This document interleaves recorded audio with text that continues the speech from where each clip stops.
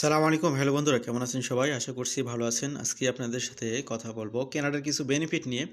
New কামার্স হিসেবে যারা কানাডাতে আসেন তাদের বেনিফিট 2026 সালে বাড়িয়ে দেওয়া হচ্ছে। কোন কোন ক্ষেত্রে কী পরিমাণে বেনিফিট বাড়বে এবং ওভারঅল এই বেনিফিটগুলো কীভাবে পাওয়া যায় সেগুলো নিয়ে সংক্ষিপ্ত আজকের এই আলোচনায়। আশা করছি অনেকেই উপকৃত হবেন তথ্যগুলো জেনে। তো কানাডা এবং কানাডার বাইরে থেকে যারা শুনছেন আজকের আলোচনা, আশা করছি আমাদের সাথে থাকবেন ইনশাল্লাহ। Newcomers can receive hundreds of dollars from Canadian government this year under revamped benefit. তো এই বেনিফিটগুলো নতুন করে রিশাফল করা হচ্ছে, ইনক্রিজ করা হবে আগের তুলনায়।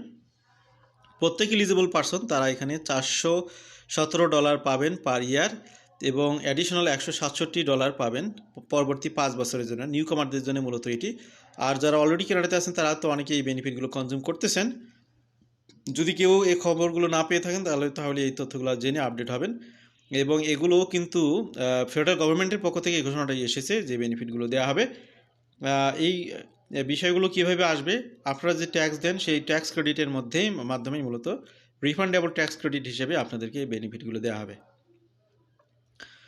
ডাব the Canada groceries and essential benefit which revamps what was formerly called the Goods and Service GTC. The additional benefit come in the form of 25% increase to the existing benefit for 5 years. তো already অনেকগুলো benefit বহাল রয়েছে, সেগুলোকে 25% বাড়ানো হবে। এর মাধ্যমে আপনাদেরকে দেওয়া হবে, যেটা 1 জুলাই 2026 থেকে কার্যকরী হবে। প্লাস এককালীন আপনাদেরকে 50% আরও অ্যাডিশনাল বেনিফিট দেওয়া হবে এই 2026 সালের জন্যে।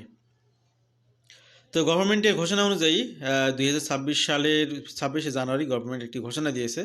নতুন মেজারের অনুযায়ী এখানে সিঙ্গেলি ইন্ডিভিজুয়াল যারা, তারা এখানে $950 কানাডিয়ান বেনিফিট পাবেন, up from 533 and up to 700 per year for the next 4 years. তো আগামী 4 বছর ধরে এই বেনিফিটগুলো দিতেই থাকবে government. For a family of 4 the maximum total benefit, যারা ফ্যামিলি সহ আসতেছেন তারা $1890 পাবেন এই বছরে এবং $1400 Canadian per year for the next 5 years. This benefit is available to all individuals aged 19 and over who are resident of Canada for tax purpose, which includes most newcomers who fall beneath the annual net income threshold set $56,181 for the year 2024. তো এখানে আপনারা যে tax file করতেছেন কানাডাতে, সেটার উপর base করে আপনাদেরকে বেনিফিট দেওয়া হবে। যারা অনেক বেশি ইনকাম করেন তাদেরকে দেওয়া হবে না, কারণ তাদের আসলে খুব বেশি বেনিফিটের দরকার নেই, তারা নিজেরা স্বয়ংসম্পূর্ণ। Net income eligibility thresholds are dependent of family size and marital status of the tax payer. To receive the benefit starting in July 2026, an individual will need to have filed tax return for the year 2025. তো কিছুদিন আগে আমরা 2025 সাল শেষ করেছি, April পর্যন্ত আপনারা এটা ট্যাক্স রিটার্ন দিবেন এবং তার উপর বেস করেই আপনাদেরকে বেনিফিটগুলো দেওয়া হবে। For those who file tax return for the year 2025, the government is expected to begin issuing quarterly payment in July 2026. Newcomers who have arrived in Canada after the latest tax file season can register to receive the rebate by sending a completed form RC-151 for the year that they become resident of Canada for tax purposes. তো এই হলো অবস্থা। This measure is expected to benefit a larger proportion of newcomers than native-born Canadians. Newcomers such as international students, newly arrived temporary foreign workers, and permanent residents are more likely to fall beneath in the coming threshold.